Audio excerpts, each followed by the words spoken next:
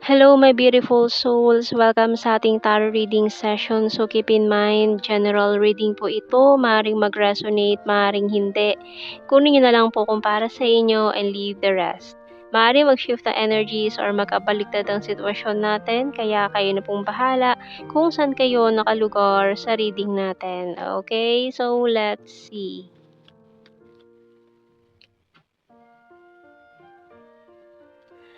Okay, wow, the shoes. It's divine counterpart energy or other half. So we have here the falling star. Wow, wish upon a star. Woohoo, wish upon a star. Aquarius energy yan. Wow, hourglass. Waiting for the moment. We have that tree.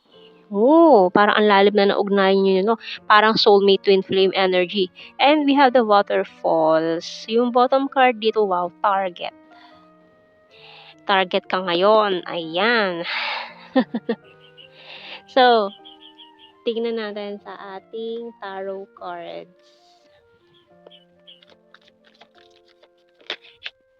We have here the Six of Cups. Ooh, reminiscing the past. And this Nine of Pentacles. Nine of Swords. 9-9. And this Death card. Scorpio. We also have here the Hangman.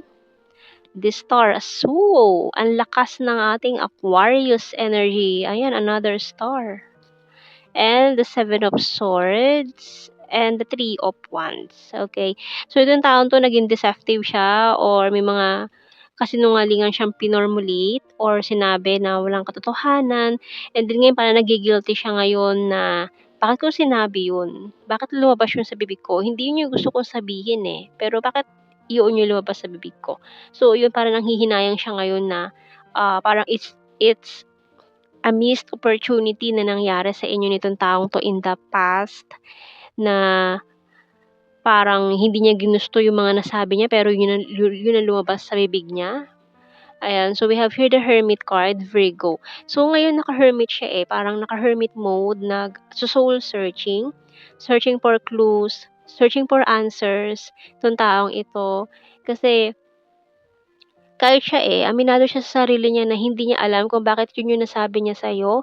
Hindi niya ginustong iwasan ka, pero yun na nangyari. Kasi for some of you, it's a long distance situation. Ayan, sumarin tawid dagat kayo nitong taon to ang distansya ninyo tawid dagat or other country. Ayan, or miles away.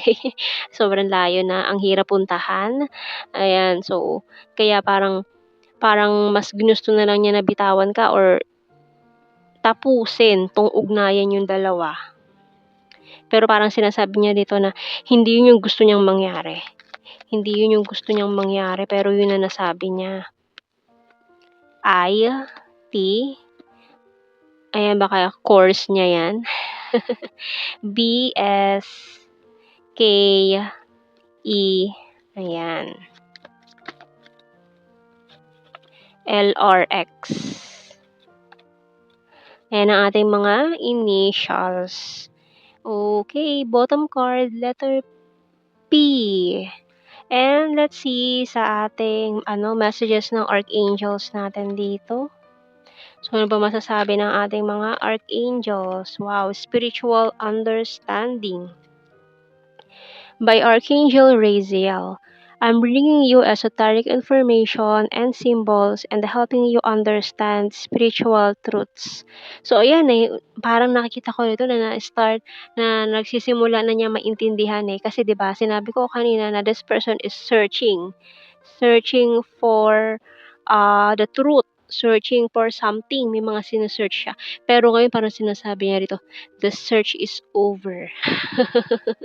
Parang ano na eh, parang sinasabi niya tapos na yung paghahanap niya ng clues, tapos na yung paghahanap niya ng answers, and this person is now ready na ibigay sa'yo itong deserve mo na connection. Okay? So, the search is over. Yung sinasabi niya dito.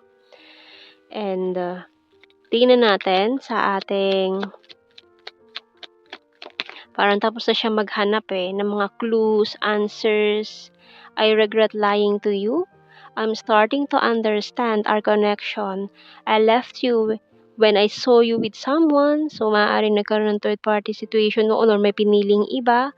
Kung it's a missed opportunity, maaaring hindi ko yung pinili niya or may pinili siyang iba sa mga options niya na ginawa kanyang options before. So, I want to feel that way again. And I feel you even though we are apart. We both know I'm not the one for you. So many things remind me of you, and I remember every detail of that day. Oh.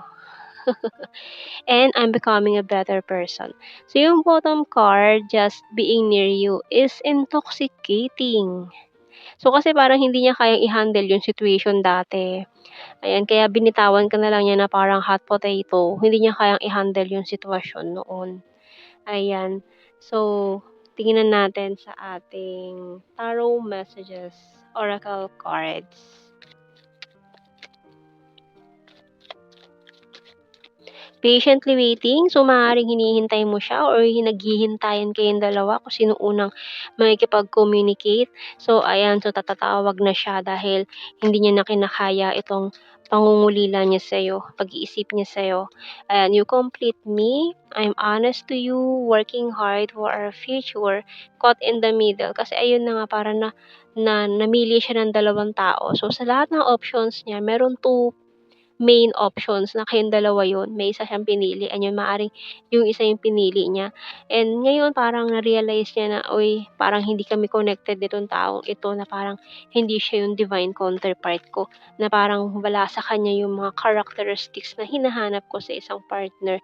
Kaya ngayon maaaring nag-separate na sila nung taong yun or kung ano man yung nangyari, nagkahiwalay na siguro sila. And then this person is thinking of you na gusto niyang i-work out ito. We have here, I'm willing to take the risk. Ayan oh. Dati kasi natakot siya eh. Pero ngayon, willing na siya mag-take ng risk. And I'm waiting for you. Wow. Maring naghihintay siya ng tamang panahon. Parehas kayo naghihintayan dito. And powerful and discipline.